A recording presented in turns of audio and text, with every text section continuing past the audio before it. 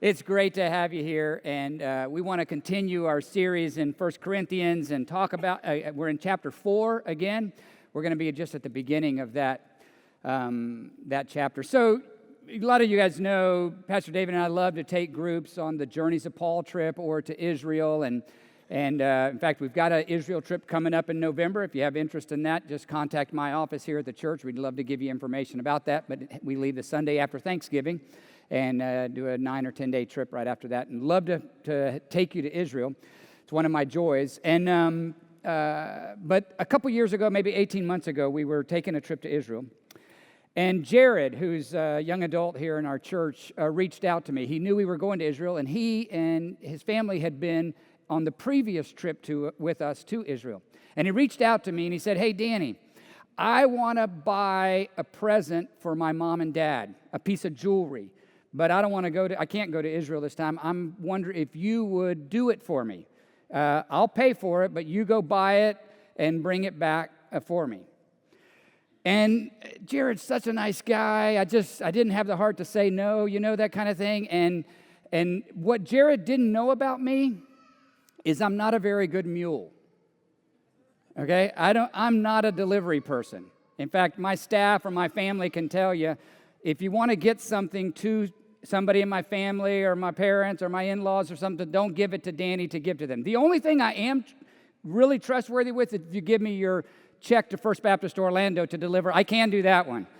But anything else, somehow, I have a hard time keeping track of it. In fact, if it wasn't for Betsy helping me, I probably would have shown up today without shoes, a belt, and glasses, because I don't know where they are. Like, where are those? And so, but I didn't have the heart to tell Jared no.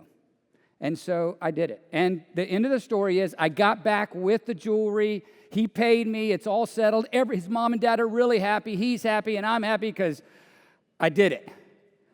It was hard. I was like really nervous the whole time. The backpack it's in, I'm checking it every day. Is it still there? And all that stuff, because it's just different when you're carrying something that belongs to somebody else. And I don't want to, what if I lose it? And then you paid for it already, and I wanted to make sure they got it. And by the way, I had to pick it out. He didn't, it was like, look at all of them, pick the one you like the best. Like, what? Are you kidding me? But I did. And they're happy. Thank God, they're happy. But I learned something about myself that trip, that experience. And that is that I don't think I'd make a very good one of these. I think it'd be too stressful for me. I've got stuff that belongs to somebody else, and I'm supposed to deliver it, and I just don't know how I'd do it that. But in this passage that we're going to read this morning, this is kind of what Paul was saying in a simple way. Obviously, it's more profound what he's describing, but he's really describing someone like this. And here's what it says in 1 Corinthians chapter 4, verses 1 and 2. Here's what it says. "This is how one should regard us, as servants of Christ and stewards of the mysteries of God. Moreover, it is required of stewards that they be found faithful." It's almost as though Paul is saying, when he says this, stewards of the mysteries of God, it's almost like he's saying, my job title is I'm a steward of the mystery of God. That's my job title. I would say I'm a deliverer for Amazon. I drive a delivery truck. That's what I do. Because he is saying in these words, we're the delivery method, but we're not the gift giver, right? You don't ever send a thank you note. Well, maybe not ever, but it's not common to send a thank you note to the Amazon driver for something that you got. You send it to the person that sent you the gift if you got a gift that way, right? The driver isn't the one that's responsible for the gift. They're just responsible for the delivery of the gift. And that's what the Apostle Paul is saying. He's not the source of grace, but he's the dispenser of it. And he's saying that about us. The grace doesn't come from us. It's God's grace that we're delivering. But it is our job to be the ones that deliver it. This term, mysteries of God, there's a lot of different terms Paul uses to describe the same thing. This is what he's really describing here is what we would call the gospel, the good news of Jesus. But he uses the term mysteries of God. We don't know for sure why he used the term, but it's probable that he used the term because this was a common phrase or a common idea with the pagan culture in Corinth. And he's trying to relate to the pagan culture in Corinth. And he's drawing a very clear distinction between what the pagans are experiencing and the way they practice their religion and the way Christians should. And here's the distinction. In pagan culture, the priest and the people involved in those faiths, everything was a secret. You didn't share the secrets of God. You would never share the mysteries of God. You would hoard it. You would keep it for yourself. You would guard the mysteries. We're not going to tell people about it. And Paul's saying the exact opposite. He's saying, we're not here to guard the mysteries of God. We're here to steward the mysteries of God and deliver it to you. We're like parents. Pastor David said last week, we're fathers is what we want to be, using our relationship. You could also say we're guides, but we're not guards. We're not guarding the gospel message, the good news of Jesus. We're delivering the good news of Jesus. And it's how Paul is making. So 2 points he's making with steward. One is a steward they're not delivering something that belongs to them. They're delivering something that belongs to somebody else. And he's saying we're delivering the mysteries of God. We're not like the pagans who are trying to hide it and guard it. We're not trying to keep it a secret. We're trying to tell people the good news. Tell everyone the good news of Jesus. And so how do we steward? What does it mean to steward? To care for, like I cared for something when I bought that jewelry for Jared's parents, and I cared for it. I was a steward of that jewelry. I cared for it and delivered it. Paul was taking something from Israel too. The good news of Jesus, and he was delivering it to a pagan culture. And it's exactly what we do. We steward the gospel, the good news of Jesus. It's in our care. And where we go, as Tyler was saying, where we go when we're not here, where we live, work, and play, we carry the gospel with us, and we steward the mysteries of God. In a lot of ways, the way Christians take care of things, the way Jesus followers take care of things, and the way people who aren't followers take care of things are very similar.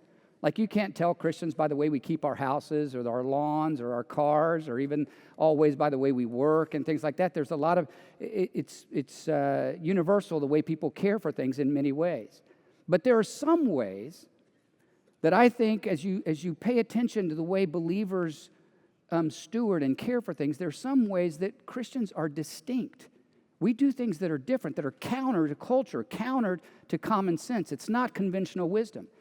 And the way we steward our suffering, knowing that it is something that God has sent our way or that there's allowing us to walk through, stewarding that is a way we're distinct, the way we steward our time.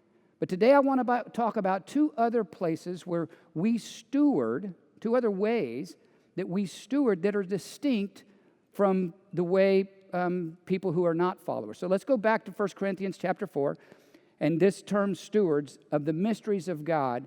And one of the ways that we faithfully steward the mysteries of God is that we steward our influence. Our influence is what we steward. We use it to help others. So the Apostle Paul in verse 17 of this, actually 14 to 17 of this same passage, Pastor Dave read it last week and going to go back to it again next week. But in 14 to 17, he talks about his own relationship of a spiritual father to the believers in Corinth. There are a lot of different interpretations of that. One of them is that he is leveraging the influence that he has with them, the relationship that he has with them, for their good, because he's the one that delivered the gospel to them. He says, "You're my dear children, and through the gospel I became your father."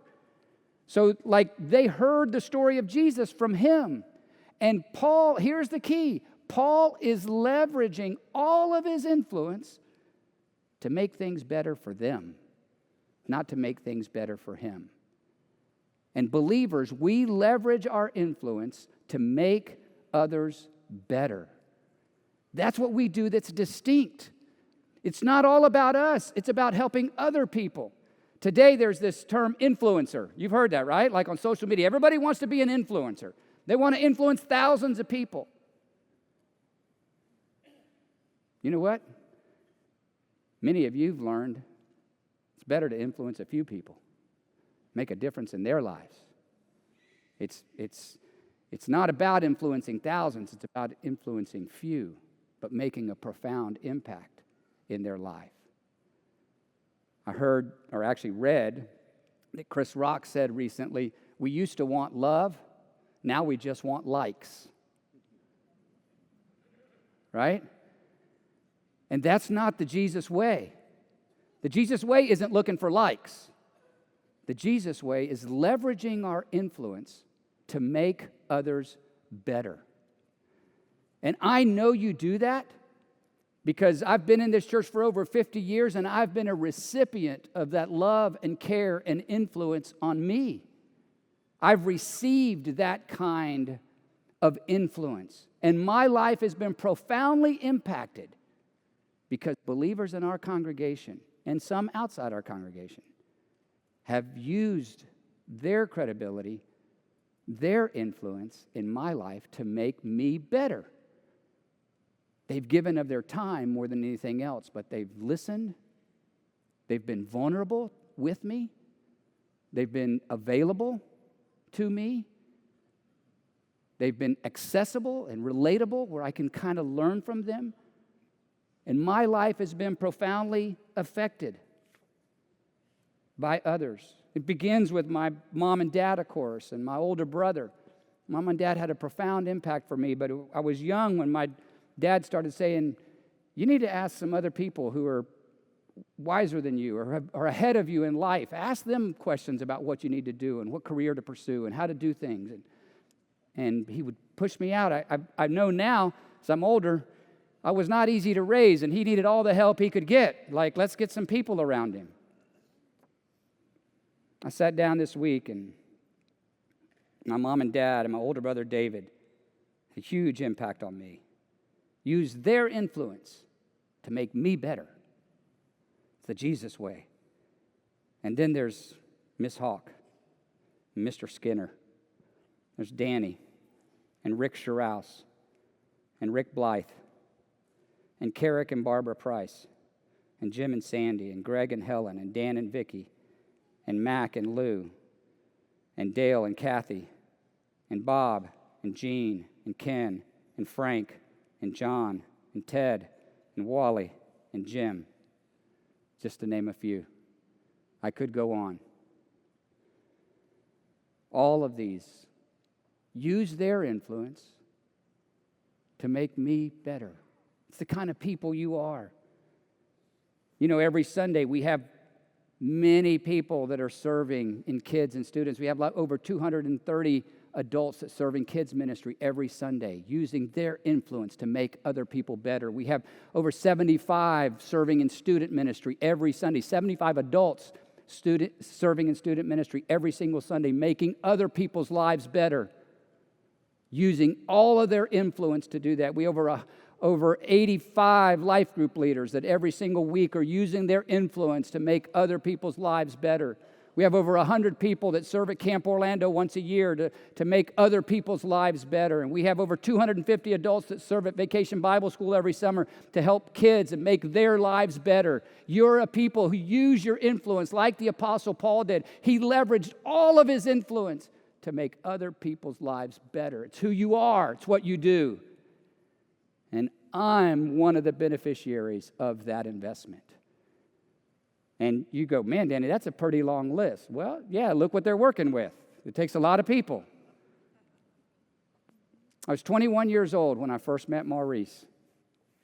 Maurice was introduced to me, and I knew him from a distance before I met him in person. And he had a profound experience where he met Christ. And when he did, he sold his business. And he decided what he wanted to do is spend his rest of his life taking people to Israel and to the journeys of Paul and on Christian cruises. And he chartered back in the 80s. He chartered cruise ships And he would hire Southern gospel singing groups and invite pastors to come preach. And then he'd encourage Christians to come on those cruises. And they closed the casinos, and the bars serve all non-alcoholic beverages. And he opened it and sold them out. And that's when I met him, is when he was just starting that business. I was 21 years old. He was 51 years old. And just a few weeks ago, we took a group from our church on one of those Southern gospel singing cruises called the Jubilee, actually called the Singing at Sea, it's called. We went on that cruise, and I had the chance to sit with Maurice all over again. I think I have a picture of him. That's me and Maurice. I'm 60, he's 90. And he's still investing in me. And he's still using all the influence that he has to make me better. It doesn't matter how young or old you are. Every one of us has the opportunity to use our influence to make the lives of other people better, to make others better, just like Paul was doing. We're not guarding the gospel, we're delivering the mysteries of God. Another way that we steward the mysteries of God is that we steward our money. It's really different the way we give, the way we steward money, and the way those who are not followers of Jesus steward money. In fact, you know, it said in that passage in 1 Corinthians 4, the first verse, it says that we're also servants of Christ. He uses this term. And we, those of us who follow Jesus, know that we are servants.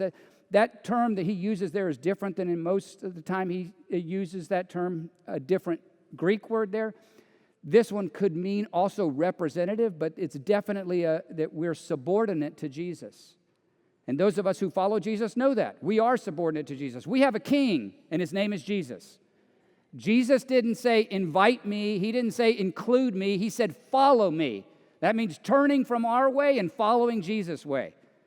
It's not, there's no options here. And those of us who follow Jesus know that he tells us to give. And in fact, I would say, if you say you're a follower of Jesus and you don't give, something's wrong.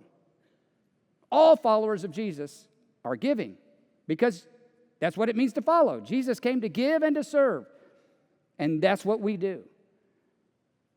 And so we steward our money differently. In chapter 16 of 1 Corinthians, the same letter, we'll get to it in a few months, Paul actually says something to the Corinthian church. Now, he doesn't do it early in the letter, but at the end, the last chapter, he says to them, he's given them preparation for greetings, and he says this, hey, I'm coming to see you, but start saving your offering now, because I'm going to collect it when I come to see you. So every week when you gather, set aside so that you can give when I get there. And then in 2 Corinthians, the next letter, after he's made the visit, he commends them. Chapter 9 of 2 Corinthians, one of the most beautiful descriptions Paul gives to this same church, saying, I asked you to be ready, and man, were you ready.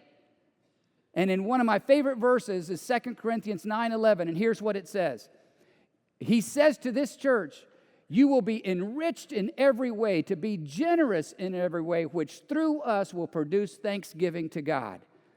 And that's what Paul saw happen to the church at Corinth, and it's what I've seen happen in you. One of the favorite things about my job is to be able to see how God is using you to produce thanksgiving to him in others. You're leveraging all of your money, not just some of your money. You're leveraging all of your money to help others, to get the good news out, to distribute the mysteries of God, to reveal, not conceal, the mysteries of God. You love to give your first money to God. You love to do your best for God, and you love to give more to God. You are some of the most generous people in the world right here at First Orlando. I know, and I know you could be driving better cars. You could be living in bigger houses. You could be taking better vacations, staying longer, nicer hotels. You could be wearing better clothes. You could be traveling more, enjoying bigger bank accounts. You could be doing all of that. But you don't. Because you obey Jesus and you give generously. Let me say a word to those who might be joining us today, maybe on the stream or maybe even here in person, and you're still not a follower of Jesus. You've come to ask questions and you're kind of curious, and I want to tell you, you've come to the right place. It's okay to ask questions, and it's okay to be here and not be a follower yet, to try to discern what it is Jesus is saying to you and what it means to follow him. You're in the right place. And I don't want you to feel bad because we're talking about money. It's okay. Those of us who follow Jesus, we love talking about money because it demonstrates our love for Jesus, and we want to give first and our best and more all the time. So don't feel badly. And I don't want to say you shouldn't give, because there's a part of me that wants you, even if you're not a follower, to experience the blessing of giving, because it brings incredible joy to do it. So if you want to give. But I also don't want you to feel like we expect people who aren't followers to act like followers. And it's okay if you don't want to give. But those of us who follow Jesus, we know we serve a king, and we're doing what he told us to do. And you are doing it. And you're making a huge impact because of what you're doing. You know, there are two kinds of people. Well, there are more than two kinds, but at least two kinds of people. There are buyers and there are givers. There are people who use their money to get something for themselves, and there are people who steward their money to help other people. And that's who you are. You steward your resources. You steward your money to help other people. You're not giving to get. You're not saying, I'm going to give so I'll get something back. No. You're getting to give. You're getting the money you get so that you can give. And the more you get, the more you give. It's who you are. And it's who you've been for a very, very long time. This past year has been an incredible season for us in giving. We gave almost $900,000 to For Orlando, over and above our regular giving. We're in the midst of giving that money away, and in another couple weekends, I think we're going to give away some more money to one of our ministry partners. It's incredible what you've done. Just on one Sunday, how can we bless our community? And you gave almost $900,000. In addition to that, again, over and above our regular giving, a piece of property became available in Horizon West where we can put a new campus there, and we felt like it was the right piece of property, but it was expensive, $6.5 million, and we didn't have the time or ability to come ask the whole church, so we went to 25 of our lead giving families and said, would you guys help us do this? We don't want to go in debt for it, but we really feel like God's asked us to buy this piece of property, and those families gave $6.5 million in cash, and we paid and bought and paid for the property. Over and above everything else that we're doing. Because of your giving, daily and weekly, we're seeing people come to Christ, just like the baptisms today. It's incredible. We have a 35% increase in the people attending all of our campuses here at John Young and our other campuses. 35% year-over-year increase. We have over 6,500 adults attending every weekend. We have over 1,000 kids attending every weekend and over 350 students. So, by the way, that 1,000 and 350 means we need more adults to leverage their influence for the generations that follow. Even this past Tuesday, I got the chance to spend time with our young adult ministry that they gather on Tuesday, about 150 young adults who gathered. And this Tuesday, at the end of our time together, they were commissioning a group of missionaries who are going to serve for like 8 or 9 days in a city that religious freedom does not exist. Christians are persecuted there. I can't tell you the name of the city except to say it's in Central Asia. But they're going on mission. I think we have a picture of us praying for them at the end of our time. They're taking their own vacation time, leveraging, stewarding their own money to be able to go on mission and deliver the good news of Jesus. And part of their trip is paid for by your giving, helping them go and carry, not guard, but deliver the good news of Jesus. Something really neat is happening in our city too. You know, we're still the retirement capital of the world. You know that, right? Like more seniors come here than anywhere. Central Florida even so. And right now, the way population is in Central Florida, listen to this. We have about equal number of people that are 18 and under and over 60. And it's about 25% in each group. So half of our population is 18 and under and 60 and over. And they're both incredible mission fields for us to reach. And we're committed to reach them all. And by the way, we're committed to reach all those in the middle as well. But to have those pockets of influence where we can make a difference, we can reach them. And we want to make some improvements to our adult life group space, and we want to make some significant improvements to our student spaces so that we have a place where kids can learn, students can learn about Jesus in an age-appropriate environment. We want to split middle school and high school so that they have separate environments to learn in on Sunday mornings. I think we actually have some pictures of what we're going to do to Faith Hall, the building that's just in the back there. That's looking from the pond. Another one looking from the back of the auditorium over to Faith Hall. And then a few pictures. This is the lobby there with a little new cafe that we'll put in. This is looking the other direction. And then some of the classrooms that we're looking to do. And what it takes for us to get there, we've done fantastic so far, but about 10% more giving than what we're doing right now. Just about 10% more. And we'll be able to do everything God has put in our hearts to do. For us to be able to steward our influence. And for us to be able to do what? To steward our money. To deliver the gospel to others. It's what you've always done. It's what we've always done. Do you know, I have a lot of peers in ministry that I talk to regularly. And they're a lot of churches across the country, even across the world, but especially in the United States, there are a lot of churches that they are all young people in the church. They're new, they're growing, but it's all young people. There's almost nobody over 40 years old in the church.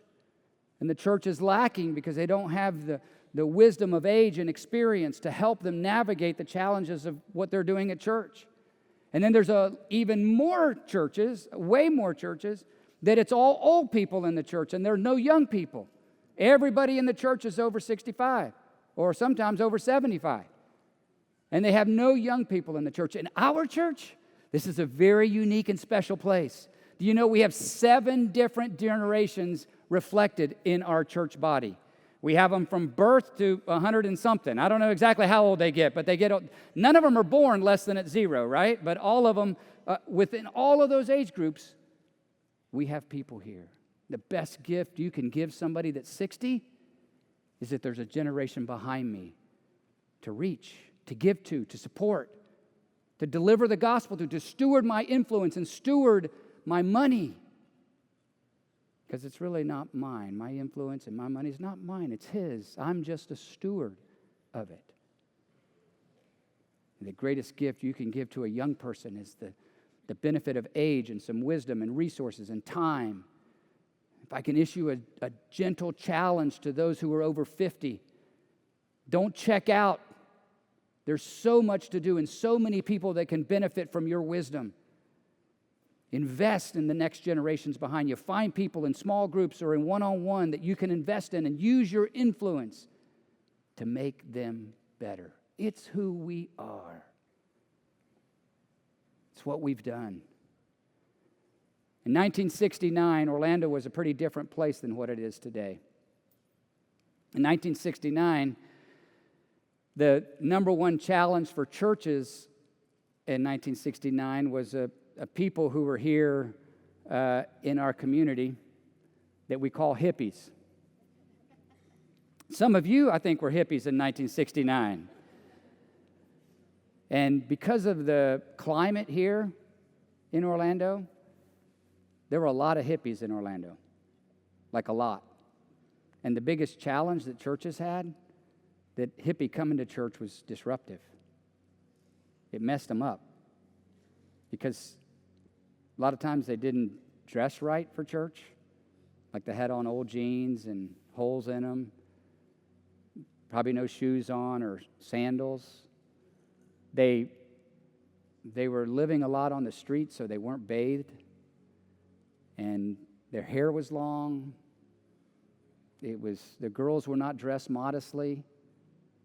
And most of the churches, even in Central Florida, most of the churches had people at the door for real to make sure the hippies didn't come in. Because, God forbid, somebody that looked and smelled like that, somebody with alcohol in their breath or drugs in their system, we don't want them in church. Let's make sure we don't let them in here. But not this place. The people of this church, they had a burden for what was happening.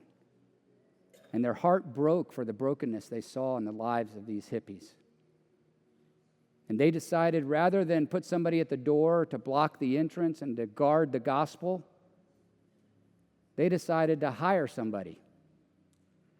To hire a guy to reach the hippies. Like, how are we going to do it? We don't know, but we're so burdened to reach the hippies in our city that we're going to hire somebody and make it his job to reach them. And you know how I know that? Because the person that they hired is my daddy. He's still alive today. He was in the first service, actually, today. They hired my dad to reach the hippies, and he started a coffee house. It was a thing back in the late 60s and 70s. It was called the Good Thief Coffee House. And hippies would come in there, and they'd hear the story of Jesus, and they'd make friends with people who were followers of Jesus. And these followers of Jesus were carefully stewarding the mysteries of God and delivering to people who were in desperate need for the good news. They were leveraging all of their influence to help others. Those hippies didn't have any money. They didn't have any resources. They were nothing but an expense to the church, and the church loved spending all of the money they could, emptying the bank accounts, do whatever we got to do to reach the hippies of our city. First time I ever smelled alcohol was at our Sunday dinner table with my mom and dad and my siblings and two hippies my dad had brought home from church. I said, Dad, what's that smell? And he's been drinking. Oh, okay. And after lunch, he showed me these lines. He said, you see those lines on his arm? Those are track lines. I called them trace lines in the early service, and then a couple of our pastors who apparently have a little more experience on the drugs than me said, no, they're track lines, not trace lines. First place I ever saw that was in my home. And then custom in our house, we'd take a Sunday afternoon nap, even with the hippies, laying on the sofa or the floor. And back then we had Sunday night church. My dad would round us up, my brother and I, and the two or three hippies that would be there with us on Sunday afternoon. And we'd head back to the church building in time for Sunday night church about an hour beforehand. And my dad would send me and my brother, David, and the two or three hippies that would be with us. And he'd say, hey, let's go pick up all the trash that's on the floor that was left this morning so the auditorium's clean when everybody gets here tonight. And me and the hippies and my brother would pick up all the trash, make a game out of it.